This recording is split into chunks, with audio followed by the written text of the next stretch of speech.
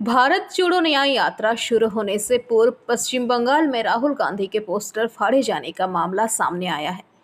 रविवार सुबह 7 बजे राहुल गांधी के पोस्टर फाड़े जाने को लेकर जमकर हंगामा देखने को मिला। कुछ घंटों बाद राहुल गांधी का जलपाईगुड़ी शहर में पहुंचने का कार्यक्रम है। राहुल गांधी के कांग्रेस जलपाईगुड़ी शहर में पहुंचने से पहले से ही झंडे और बैनरों से सजा दिया गया है, मगर इस बीच राहुल गांधी की तस्वीर व बैनर को रात के अंधेरे में फाड़ दिए गए हैं। सुबह 7 बजे जब कांग्रेस का झंडा जमीन पर पड़ा मिला तो जलपाईगुड़ी शहर में हंगामा मच गया।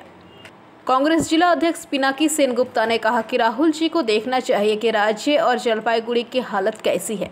ऐसे ही फटे हुए बैनर लगे रहेंगे। राहुल गांधी आज दोपहर 2 बजे जलपाईगुड़ी शहर आएंगे। उन्हें पीडब्ल्यूडी जंक्शन से रैली करते हुए कदमतला होते हुए सिलीगुड़ी के लिए रवाना होना है।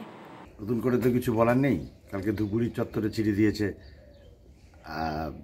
পরশুদিন রাত্রে, কালকে রাত্রে জলপাইগুড়িতে ছিঁড়েছে, পতাকা নষ্ট করে দিচ্ছে। এগুলি কিছু কুরুচিপূর্ণ মানুষ উদ্দেশ্যপ্রণোদিতভাবে করে, বলার কিছু নেই। তবে আজকে রাহুলজি আসছেন, কংগ্রেস কর্মীরা সেই ব্যাপারেই ব্যস্ত আছে। তো এই ছেঁড়াই থাকবে, এরকমই থাকবে। রাহুলজি দেখুন পশ্চিমবঙ্গের বর্তমান অবস্থাটা কি দেখবে, এই যে বর্তমান রাজনৈতিক সৌজন্য নৈতিকতার যে অবস্থাটা সেটা একটু দেখুক।